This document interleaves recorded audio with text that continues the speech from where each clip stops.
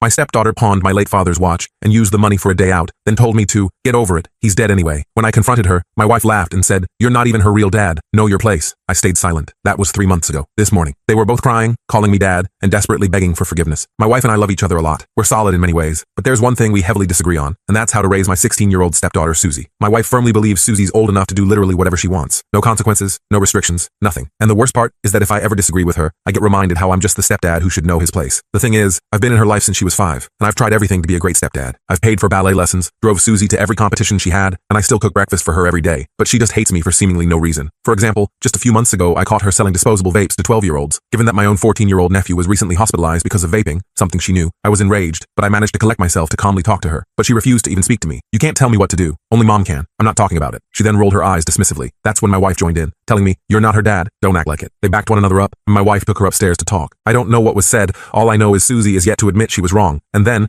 my relationship with Susie, which was already rocky, plummeted to rock bottom a few weeks ago. She came to me asking for a new MacBook after she dropped it and scuffed the corner. It wasn't broken. It worked perfectly. And so, I told her no. I didn't have that kind of money right now. I'd spent a lot in the past year helping with my dad's funeral costs. I told her so, and she snapped at me. "Why did you do that? He's dead anyway. That money should be spent on me and mom." I was shell-shocked, frozen even. My throat clamped shut. "Got you there, didn't I?" She mocked my silence. Before I even knew what was happening, my wife ran downstairs. She took Susie's side without even asking what the original conflict was about. And before I knew it, I was getting called dumb and a terrible stepdad for prioritizing some dead guy over the light of my life. I couldn't even speak. I just stayed silent, waiting for them to stop. But then Susie outright insulted my dad, asking me if I got my uselessness from him. That's when I exploded. I yelled at them to shut up so loud my voice broke. They went silent, and I said that Susie wasn't getting a cent, and until she apologized, I'd be cutting off her allowance. This was the first time I ever raised my voice like that. I went to bed that night feeling guilty and borderline mad at myself for how I handled the situation, and for the next few days the house was silent, cold, thick with tension, until something broke the silence. It happened the day I went to visit my father's grave. Every Sunday I went there to talk to him, and I always wore his old watch. It was the watch he gave to me, 3 generations old and priceless. I'd even bring the original box with me, which I'd set down by his headstone before talking to him. I know it's silly, but the watch being there made me feel like he was really listening. I went to my drawer to take it out, but the watch wasn't there. I panicked. I started checking every drawer and rushed downstairs to ask my wife if she'd seen it. But instead of a response, I was met with silence. Radio silence. I asked her again if she knew where the watch was, and this time, she tried to divert by asking what I wanted for breakfast. She even rushed into the kitchen and started preparing something, but I stopped her. I asked her again, very sternly, "Where is the watch?" I maintained eye contact the whole time, and she broke. She started crying, begging me not to be mad. I chuckled nervously. Why would I be mad? It's not like my watch is gone or anything. Well, that's when she spilled. Turns out, Susie was mad at me for not buying her the MacBook, and she deemed that to be the fault of my deceased dad. In her mind, I needed to let go of my connection with him, and once I did, I'd be more than happy to spend my money on things that actually mattered. So she took my watch, pawned it for a couple $100s, and right at this very moment was out, treating herself and her girlfriends to a spa. My world stopped when my wife told me. I felt so many emotions at once. Rage, sadness, betrayal, everything, but I didn't show any of it. In fact, I stood there smiling, because while my wife was looking at me concerned, telling me we can get the watch back, my mind was on one thing, and one thing only. If Susie wanted to act like a spoiled, entitled, bratty gremlin, then I would treat her like one. Because this was no longer just about the watch. This was about being the man my dad raised me to be. I grabbed my keys. Karen started panicking, asking where I was going. I didn't answer. I drove straight to the pawn shop in town, there's only one, and asked about the watch. The owner, James, knew me from my regular visits to look at fishing gear. "Yeah, someone brought in an old Omega yesterday," he said. "Young girl, maybe 16 or so." My heart sank when he told me he'd already sold it to a collector who'd been looking for that exact model. I explained the situation, that it was a family heirloom stolen from me by my stepdaughter. James seemed genuinely sorry and offered to call the buyer to see if they'd return it. I spent the next hour pacing around the shop while James made calls. Finally, he came back with some news the buyer would return it, but wanted triple what he'd paid. It was nearly $1,200, money we didn't have just lying around. I immediately withdrew it from my emergency savings and paid James to arrange the exchange. When I got home, Karen and Susie were acting like nothing had happened. They were watching TV and eating ice cream. Karen looked surprised to see me. "Did you calm down?" she asked casually. I didn't answer directly. "I found out where the watch went. I'm getting it back tomorrow." Susie rolled her eyes. "It's just a stupid watch." I looked at her for a long moment. "That watch survived World War II on my grandfather's wrist. My father wore it every day of his adult life. It's the only thing I have left of him." "Whatever," Susie muttered. Karen jumped in. "I think you're overreacting. It's not like she sold your kidney. It's just an object." I realized then that they would never understand. They didn't want to understand. I'd spent 11 years trying to be a father to someone who saw me as nothing more than a wallet and a punching bag, and my wife had enabled it every step of the way. That night, I couldn't sleep. I kept thinking about all the times I'd let things slide for the sake of peace. The time Susie accidentally deleted a work presentation I'd spent weeks on. The time she told her school I'd been drinking when I picked her up, completely untrue, which led to an embarrassing conversation with her principal. The time she purposely knocked over my dad's urn, but claimed it was the cat. In the morning, I called in sick to work and went back to the pawn shop. James had the watch waiting for me. I put it on immediately, feeling the familiar weight on my wrist. It was like having a small piece of my dad back. "Family trouble?" James asked sympathetically. "Something like that," I replied. When I got home, I found Karen going through my drawers. She jumped when I entered the room. "What are you doing?" I asked. "Looking for the receipt," she admitted. "I wanted to see how much money you wasted on that watch." I showed her my wrist. "It wasn't a waste, and I'm not sure why you're putting wasted in air quotes. It was stolen from me, and I got it back." Karen started the usual argument about how I cared more about things than people, how I was being insensitive to Susie's feelings, how I needed to try harder to connect with her. I'd heard it all before, but this time, I didn't just take it. I didn't apologize or promise to do better. Instead, I asked her a question that had been building for years. "Karen, do you actually want me to be Susie's father, or just her ATM?" She looked shocked. What are you talking about? Of course I want you to be her father. No, I said calmly. You want me to provide for her. You want me to drive her places and pay for things. But the moment I try to parent her to teach her right from wrong or give her consequences for bad behavior, I'm suddenly just the stepdad who needs to know my place. Karen didn't have a response to this. She just stared at me. I've been thinking a lot, I continued. If Susie wants to act like an entitled brat who has no respect for other people's property or feelings, then maybe it's time I show her what real consequences look like. What's that supposed to mean? Karen demanded. I smiled. It means things are going to change around here, starting now. That evening,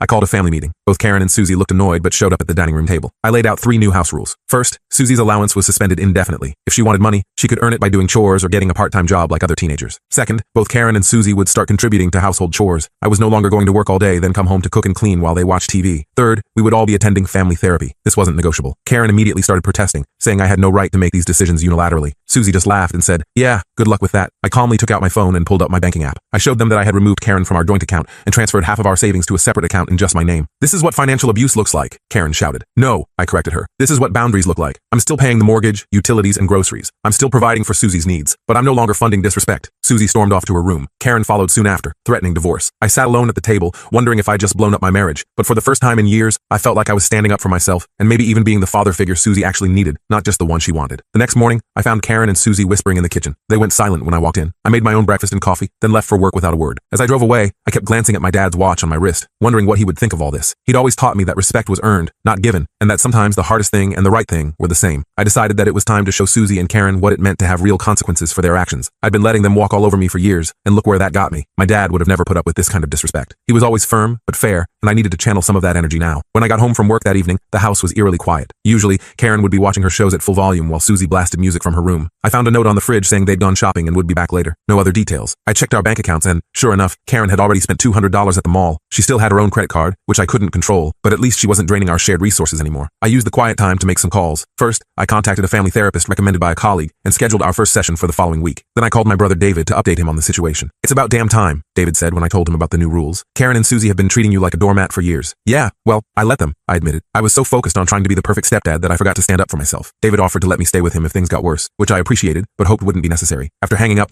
I started making dinner, just enough for myself this time. Karen and Susie came home around 8 p.m., carrying several shopping bags. They looked surprised to see me sitting at the table eating alone. Where's our dinner? Karen asked, like it was the most natural question in the world. I made enough for myself, I replied calmly. There are ingredients in the fridge if you're hungry. Susie rolled her eyes and mumbled something about ordering pizza. Karen glared at me but didn't say anything else. They retreated to Susie's room with their shopping bags, and I heard them laughing about something a few minutes later. The next morning, I woke up early as usual and made coffee. Out of habit, I almost started making Susie's breakfast before catching myself. Part of me felt guilty. I'd made her breakfast every day for 11 years, but another part of me knew this was necessary. She was 16, perfectly capable of pouring her own cereal. When Susie finally emerged from her room, she looked at the empty counter in confusion. Where's my breakfast? She asked, sounding genuinely surprised. You can make your own breakfast today, I replied, sipping my coffee. The cereal is in the same cabinet it's been in for the past decade. She stared at me like I'd suggested she solve a complex math equation. But you always make my breakfast, she said, almost whining. Things change, I responded. Part of growing up is learning to do things for yourself. She huffed dramatically and grabbed a Pop-Tart from the pantry, then slouched back to her room without another word. Karen came out shortly after, giving me a cold look as she made her own coffee. So this is how it's going to be? She asked. You're going to punish us for the watch incident by not making breakfast? I'm not punishing anyone, I explained. I'm just no longer doing everything for everyone else while getting nothing but disrespect in return. Karen scoffed. You're being childish. No, I countered. I'm being an adult with boundaries. There's a difference. The rest of the weekend continued in much the same way. I did my own laundry, but not theirs. I cooked for myself, but not them. I cleaned up my own messes, but left theirs alone. By Sunday evening, the house was showing the effects of my new approach. Their dirty dishes were piling up, and clothes were scattered around their rooms. Sunday night, I reminded them about the therapy appointment I'd scheduled for Tuesday evening. I'm not going to that, Susie declared immediately. Me neither, Karen added. You can't force us to go to therapy, I nodded. You're right, I can't force you. But if you want me to continue covering your cell phone bill, Susie, or the car insurance, Karen, then family therapy is non-negotiable. They both looked at me like I'd grown a second head. I guess they weren't used to me standing my ground. That's blackmail, Karen sputtered. No, it's a condition, I corrected her. Adults make agreements all the time. This is mine. Participation in family therapy in exchange for continued financial support beyond the basics. Monday morning, I left for work as usual, half expecting to come home to find my belongings on the front lawn. Instead,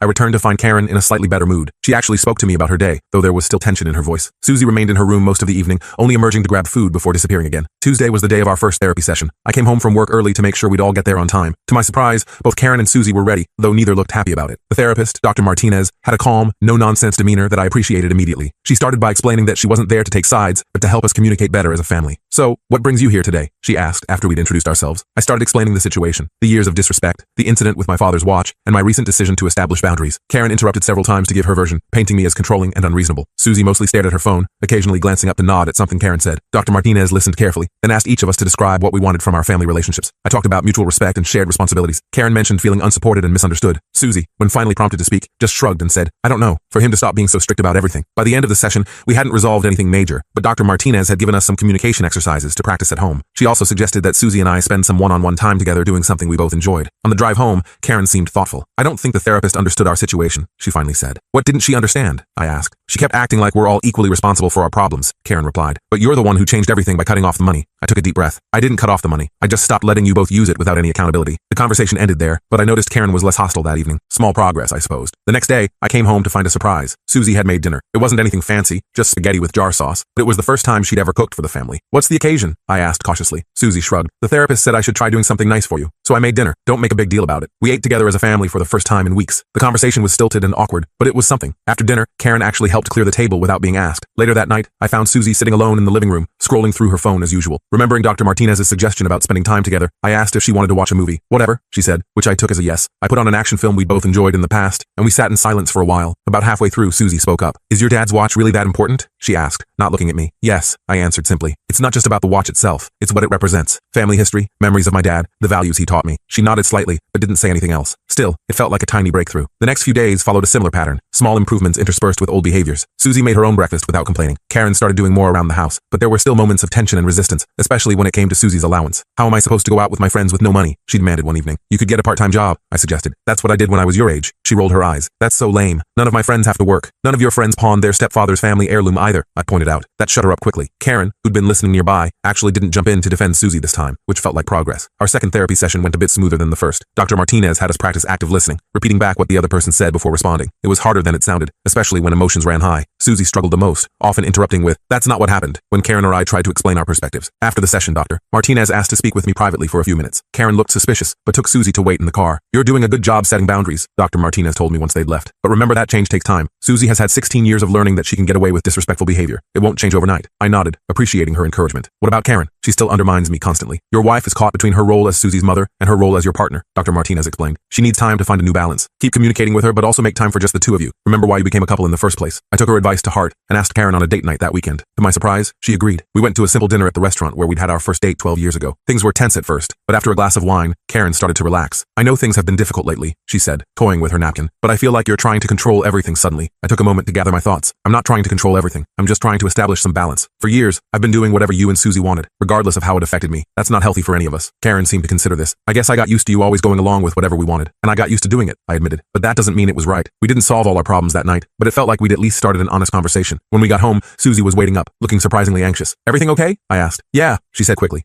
I found something for you. She handed me a small box. Inside was a keychain with a fishing lure, a nod to the fishing trips I used to take her on when she was younger. I remembered you lost your old one, she mumbled. It's not a big deal or anything. It was a small gesture, but it meant a lot coming from Susie. Thank you, I said sincerely. I love it. The next morning, I put the new keychain on my keys right away. Susie noticed and gave a small smile before quickly resuming her typical teenage expression of boredom. Things continued to improve gradually over the next week. Susie started doing her own laundry without being asked. Karen consulted me before making any major purchases. We weren't a perfect family by any means, but we were making progress. Then came the setback. I got a call from Susie's school saying she'd been caught skipping classes. When I picked her up from the principal's office, she was sullen and defensive. It's not a big deal, she insisted as we drove home. Everyone skips sometimes. It is a big deal, I countered. Education is important, and actions have consequences. When we got home, I told her she was grounded for the weekend. No going out with friends, no phone after 9 p.m. She stomped to her room, slamming the door behind her. Karen came home from work an hour later, and Susie immediately went to her with a tearful version of events, painting me as unreasonable. To my surprise, Karen actually backed me up this time. Your stepdad is right, she told Susie. Skipping school is serious. You're lucky he didn't ground you for longer. Susie looked shocked to have both parents on the same page. She retreated to her room again, this time without the dramatic door slam. Later that night, Karen and I talked about it. Thanks for supporting me on this, I said. Karen nodded. Dr. Martinez is right. We need to present a united front. And honestly, I don't want Susie skipping school either. It felt like a breakthrough moment for our co-parenting. Unfortunately, it didn't last long. The next day, I came home to find Karen and Susie giggling together in the living room. When I asked what was so funny, they quickly stopped, exchanging guilty looks. Nothing, Karen said unconvincingly. Later, I overheard Susie on the phone with a friend, saying she was still going to a party that weekend because Mom said it's fine as long as Dad doesn't find out. So much for presenting a united front. I confronted Karen about it that night after Susie went to bed. You're undermining me again, I told her. We agreed she was grounded, and now you're telling her she can go to a party anyway? Karen had the grace to look slightly embarrassed. It's just one party. She's been doing better lately, and I thought she deserved a reward. That's not how consequences work, I explained, trying to keep my frustration in check. If we tell her she's grounded, then immediately take it back? What message does that send? Karen rolled her eyes. You're making too big a deal out of this. It's just a teenage party. I decided to take a different approach. How would you feel if I told Susie she could do something after you specifically told her she couldn't? This seemed to get through to her. Karen Karen was quiet for a moment. I wouldn't like it, she finally admitted. Exactly, I said. We need to support each other's decisions, even when we don't completely agree. Otherwise, Susie will just keep playing us against each other. In the end, Karen agreed to tell Susie she couldn't go to the party after all. As expected, Susie was furious, directing most of her anger at me since she assumed I was the one who'd convinced Karen to change her mind. The weekend was tense, with Susie barely speaking to either of us. She stayed in her room most of the time, emerging only for meals and bathroom breaks. By Sunday evening, her mood had improved slightly, and she even joined us to watch a movie, though she spent most of it texting under a blanket. Our third therapy session was surprisingly productive. Dr. Martinez had us discuss the skipping school incident and how we handled it as parents. She praised our eventual united front,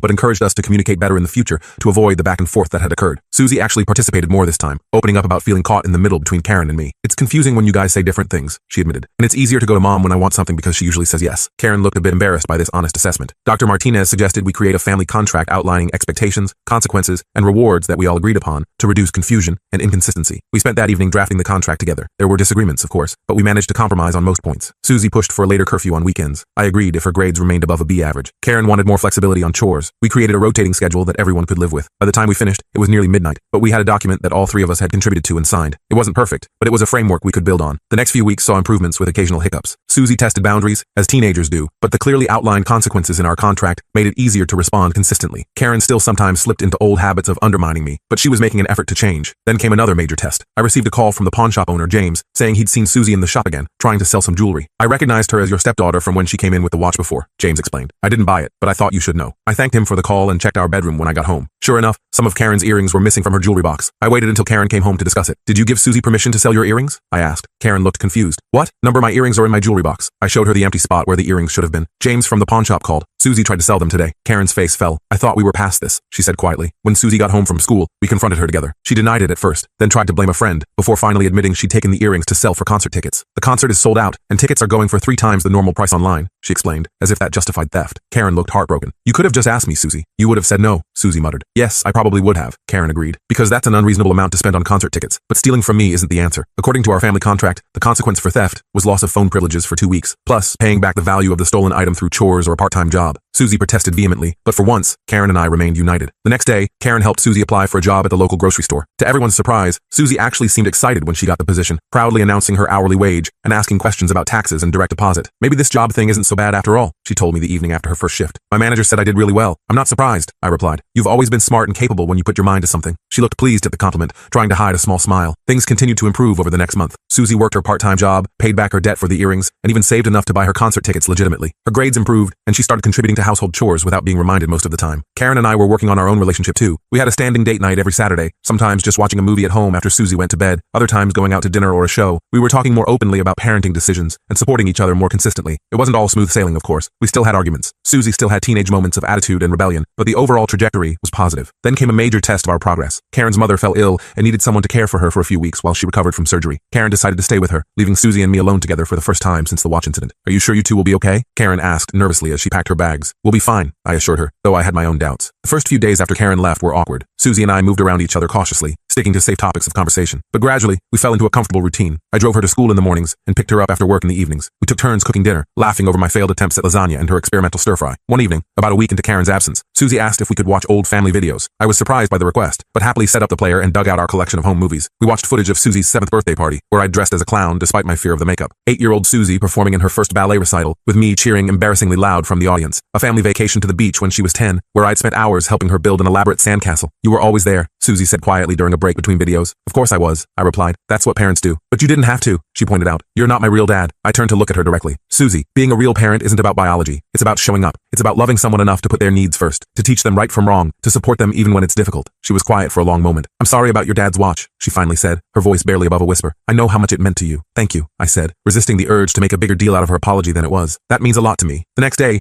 Susie asked if we could visit my father's grave together. I was surprised by the request, but agreed. We stopped to buy flowers on the way, and Susie insisted on picking them out herself, a mixed bouquet of simple wildflowers that would have been exactly my dad's style. At the cemetery, I watched as Susie carefully arranged the flowers against my father's headstone. She stepped back and stood quietly beside me for a few minutes. What was he like? She asked eventually. I told her stories about my dad, how he'd taught me to fish, his terrible dad jokes, the way he always helped strangers in need. I showed her the watch on my wrist, explaining how my grandfather had worn it throughout World War II and passed it down to my father, who gave it to me. It's not just a watch, I explained. It's a connection to the past, to the men who helped shape me. Someday, I'll pass it on to someone I love too. Susie nodded thoughtfully. I think I understand now. When Karen returned home the following week, she was amazed by the change in our household. Susie greeted her with a genuine hug and excitedly told her about everything they'd missed: her job, a good grade on a difficult test, the dinner recipes she'd learned. What happened while I was gone? Karen whispered to me that night as we got ready for bed. We just spent time together, I explained, talking, remembering, getting to know each other again. Our next therapy session was the most positive yet. Dr. Martinez noted the improved communication and mutual respect evident in our family dynamic. She suggested we continue our weekly sessions, but reduce them to once every 2 weeks, as we seem to be developing healthier patterns on our own. That weekend, Susie asked if we could revisit our family contract to update a few points. I was impressed by her initiative and agreed immediately. Karen joined us at the dining room table as Susie presented her proposed changes. I think I've shown I can be responsible with my job and school, she began. So I'd like to discuss extending my weekend curfew by 1 hour. Instead of making demands or throwing a tantrum, she presented logical arguments and examples of how she'd demonstrated trustworthiness over the past months. Karen and I exchanged surprised glances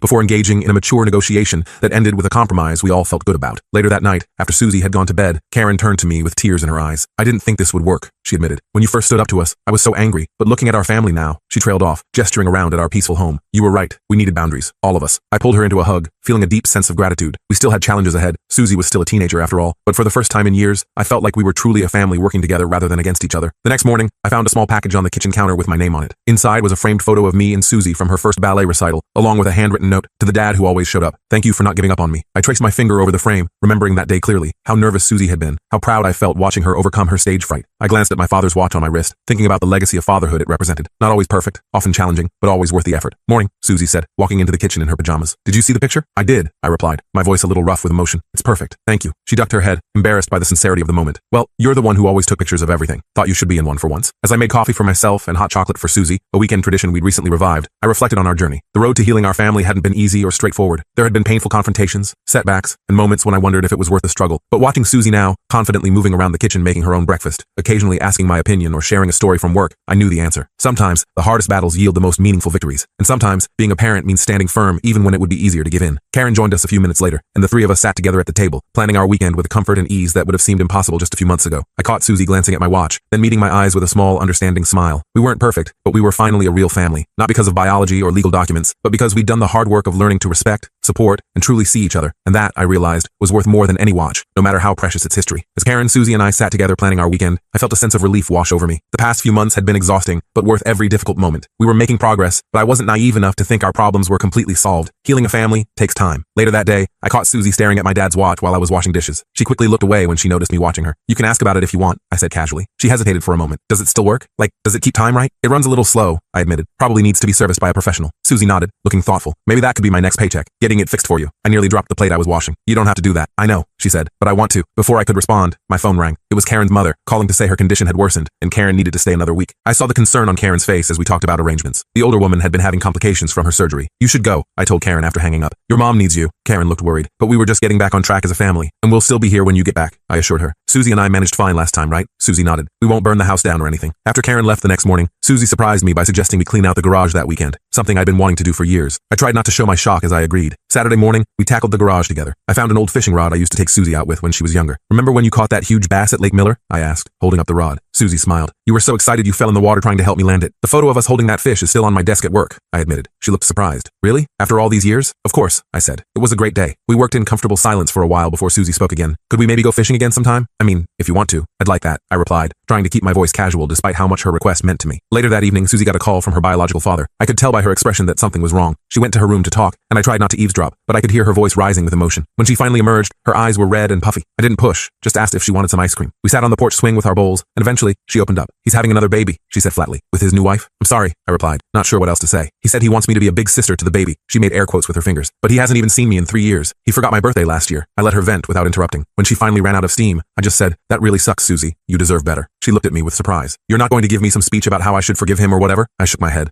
Some people aren't good at being parents. That's on them, not on you. She was quiet for a long time before saying, thanks for being different. The next day, Susie asked if we could call Karen's mom together to check in. This small gesture of family solidarity meant more than she could know. We had a nice chat, with Susie actually asking thoughtful questions about her grandmother's recovery. After the call, Susie mentioned she had a school project about family history. Could I maybe use some of the stories about your dad for it? Of course, I said, surprised by the request. I've got some photos and letters in the attic if you want to see them. We spent the afternoon going through old boxes. I found pictures of my dad in his army uniform, letters he'd written to my mother, and even some of his old tools. Susie seemed genuinely interested, asking questions and carefully handling each item. He seemed like a good guy, she said, looking at a photo of my dad teaching me to ride a bike. He would have liked you, I told her. He always said strong-willed people make the world change. She smiled at that. So, I'm not just stubborn? Oh, you're definitely stubborn, I laughed. But that's not always a bad thing. When Karen called that evening, she sounded exhausted but was clearly touched when Susie told her about our day looking through family photos. For the first time, I felt like maybe we really were becoming a family, instead of just people living in the same house. The following week brought new challenges. Susie's school called to say she'd gotten into an argument with another student. I left work early to pick her up from the principal's office. It wasn't my fault, she insisted as we drove home. Amber was saying horrible things about Lisa because she can't afford designer clothes. So you called her a stuck-up brat and knocked her lunch tray over? I asked, repeating what the principal had told me. Susie crossed her arms. She deserved it. I took a deep breath. Standing up for others is good, Susie. The way you did it wasn't. She was quiet for a moment. Are you going to ground me again? I think we need to talk about better ways to handle conflict, I said. And yes, there will be consequences according to our agreement, but I'm also proud that you wanted to defend someone. She looked at me with surprise. You're not just mad? Life isn't black and white, I explained. I can disapprove of your actions but still appreciate your intentions. That evening, we called Karen together to explain what happened. To my relief, she supported my approach, agreeing that Susie needed consequences, but also recognition for her good intentions. We decided Susie would write a reflection on better ways she could have handled the situation and apologize to the other student. I'm impressed, Karen said to me privately after Susie went to bed. You handled that really well. Just trying to be fair, I replied, like my dad would have been. When Karen returned home the following weekend, she brought news that her mother was finally doing better, but would need regular help for the next few months. I was thinking, she said hesitantly over dinner, maybe we could invite her to stay in our guest room for a while, just until she's stronger. I looked at Susie,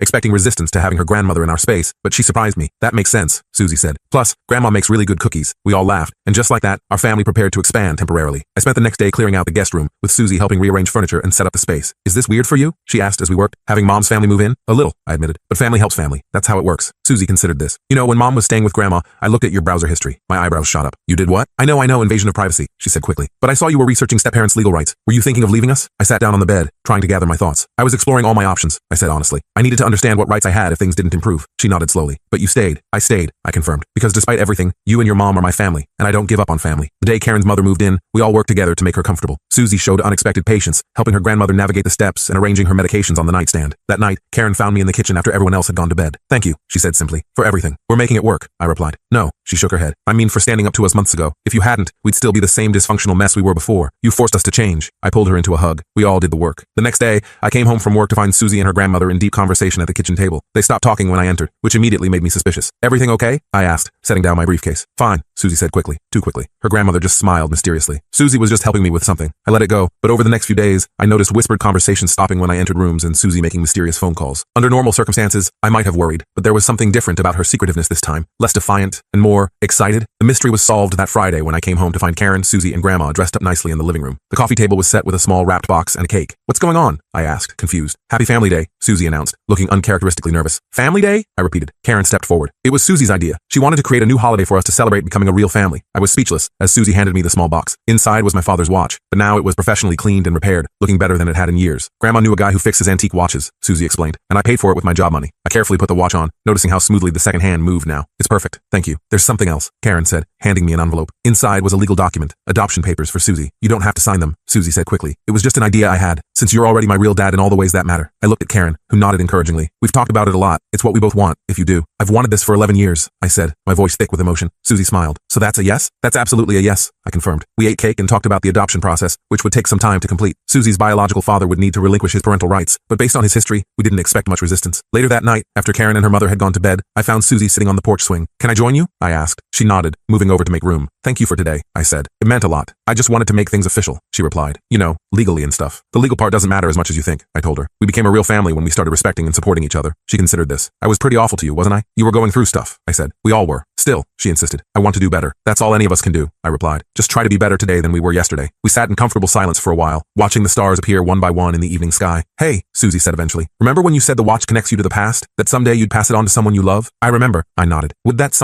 that be me someday? She asked hesitantly. I looked at her, this complicated, challenging, amazing young woman who had somehow become my daughter through years of struggle and love. I think that would be perfect, I said honestly. The adoption process took several months, with paperwork delays and a brief objection from Susie's biological father that he withdrew when he realized it might involve paying back child support. Through it all, our family continued to strengthen. Karen's mother eventually moved back to her own home, but visited regularly. Susie maintained her job at the grocery store, saving money for college and occasionally buying small gifts for family members, just because. Karen and I continued our date nights, rebuilding our partnership with new understanding and respect. On the day the adoption was finally official, we took Susie to her favorite restaurant to celebrate. As we waited for our food, she suddenly grew serious. I've been thinking about my name, she said. After the adoption, I want to change it. Not my first name, but my last name. To yours. Karen squeezed my hand under the table as I tried to respond. Are you sure? I asked. That's a big change. Susie nodded confidently. I'm sure. You're my dad. For real now. In every way. As we drove home that night, with Susie falling asleep in the back seat just like she used to when she was little, I glanced at my father's watch on my wrist. The second hand ticked steadily forward, marking time not just for me, but for our whole family. I remembered how close I'd come to walking away when things seemed hopeless. How tempting it had been to give up when facing the wall of disrespect and entitlement. But something, maybe my father's voice in my memory, maybe just stubborn determination, had kept me fighting for the family I knew we could be. Looking at Karen beside me and Susie in the rearview mirror, I knew that decision to stand my ground had been the right one. We weren't perfect. We still had disagreements and challenges, but we faced them together now, with mutual respect and understanding. Sometimes the hardest choice is the right one. Sometimes you have to weather the storm to reach calmer waters. And sometimes the family you fight hardest for becomes the greatest gift of your life.